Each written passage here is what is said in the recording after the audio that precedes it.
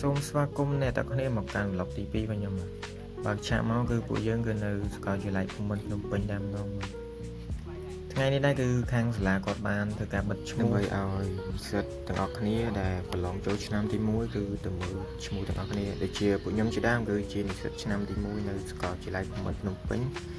បាទឯណាមើលនិស្សិត IT មើលនេះបាទនិស្សិត IT ឆ្នាំទី1តិចអស់ហើយ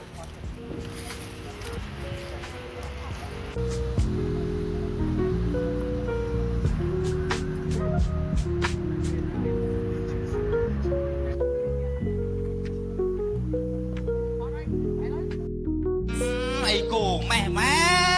បាទនេះនិស្សិត IT បាទនេះ1 2អាស្ទីលហ្នឹងអាចត្រាប់ឲ្យវាយពី3នាក់ហើយ3នេះដល់ពេលនេះអីគេវិស្វករបាទនេះវិស្វករដល់ពេលនេះគណិតវិទ្យាមើលណែមើលបាទសិក្សាខាងយើងគឺគីមីក៏បែកខាងនោះគឺនៅរੂលបាទរៀនច្បាប់